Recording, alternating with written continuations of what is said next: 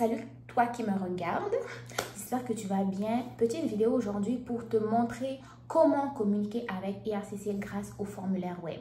Certains d'entre vous se retrouvent dans des situations un peu plus compliquées.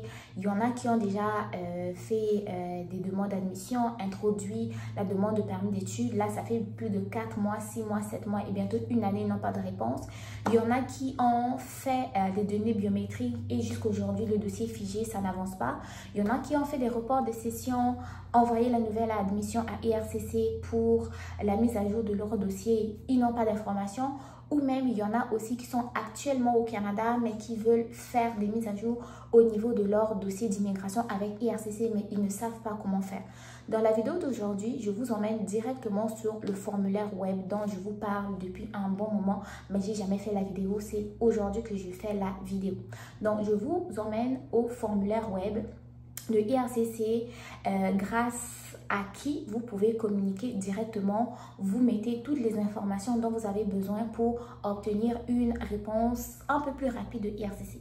Il y a un autre moyen de communiquer avec ERCC. Vous pouvez passer en appel, mais vous savez, les délais d'attente et en même temps, les appels internationaux, ça coûte quand même beaucoup d'argent. Donc, pour éviter toutes ces tracasseries, si tu as une adresse courriel, connexion Internet et un ordinateur, sache que ça va être finalement plus rapide d'avoir l'information sur ton dossier d'immigration avec ERCC. Donc, continue la vidéo tutoriel qui suit et essaie d'écrire à ERCC si tu te retrouves dans une situation, soit tu attends le traitement de ton permis d'études, permis de travail, demande de résidence permanente, tu n'as pas de suite, tu as communiqué, tu n'as pas eu de réponse, ton dossier est figé et tout là. Bon, on va aller trouver la solution ensemble. Donc, reste connecté, tout juste la vidéo tutoriel suit.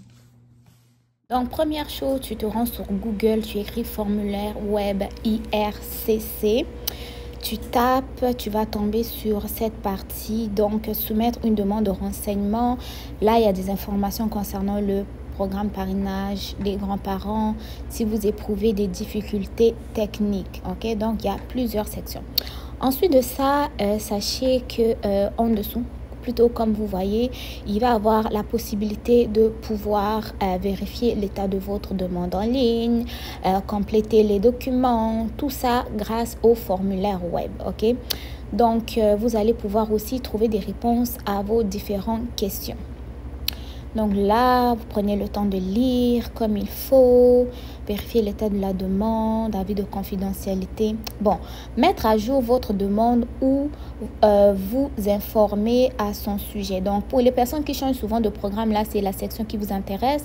Signaler programme technique, donner une rétroaction si vous voulez faire, je sais pas, leur dire par exemple que ça a été compliqué à telle place ou telle place. En tout cas, c'est cette section-là. Donc, là, maintenant, vous arrivez sur cette section, ils vont vous demander, vous voulez faire quoi? Est-ce que c'est vérifier votre demande? Est-ce que c'est mettre à jour vos coordonnées? Est-ce que c'est ajouter, changer ou révoquer un représentant pour les personnes qui font appel à des consultants? Est-ce que c'est ajouter un document, demander le traitement urgent de votre demande de carte de résident permanent, retirer ou annuler votre demande, fixer ou modifier la date et l'heure de rendez-vous d'une entrevue ou d'un examen et autres? Bon, nous, on veut vérifier l'état de la demande, ok? Parce que nous sommes dans une situation où nous avons fait la demande de permis d'études depuis un bon moment, mais on n'a pas de réponse. Donc, la ERCC spécifie qu'avant de communiquer avec nous, voilà, bon, ça a passé très vite, mais vous pouvez mettre retour à la vidéo. Donc, là, on arrive à la section d'aide. Comment puis-je vérifier l'état de ma demande? Donc, premièrement, ils vous disent que cela dépend du type de demande que vous avez présenté et de la méthode que vous avez utilisée. Donc, pour vérifier l'état de votre demande, là, ça, c'est la section qui va vous concerner.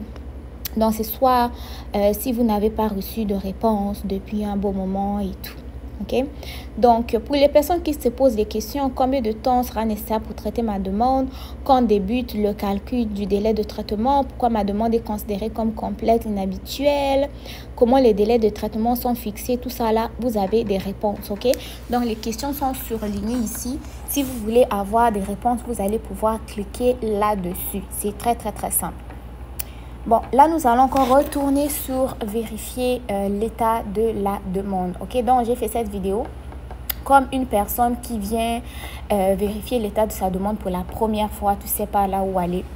Donc, tu viens ici vérifier l'état de la demande. Quel type de demande vous avez présenté? Nous, on va prendre permis d'études. Donc, Alliance va prendre permis d'études.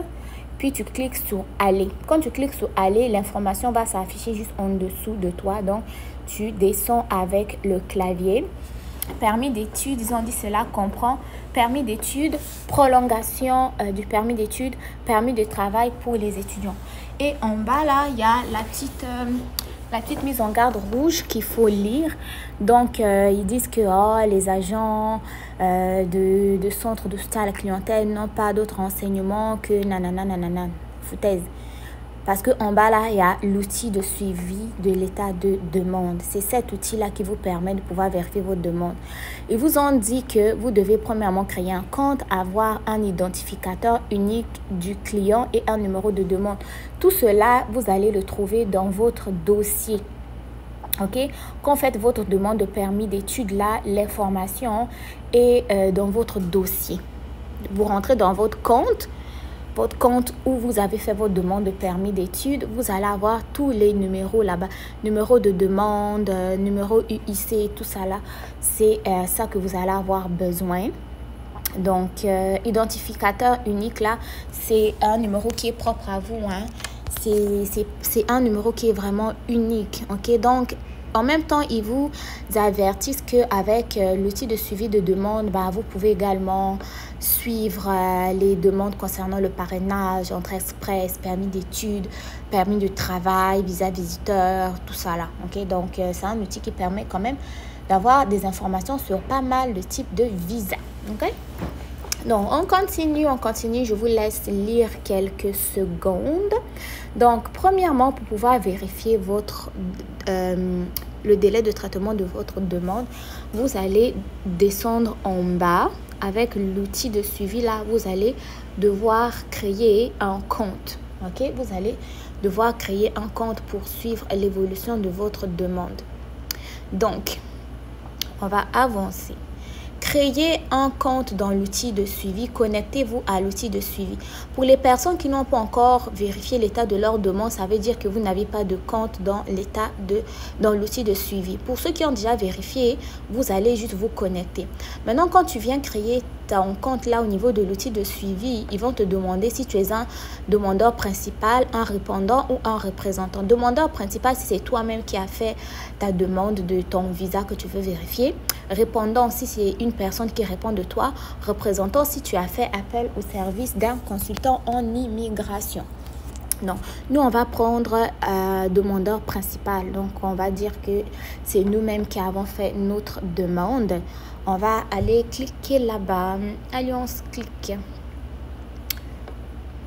Donc on va prendre demandeur principal.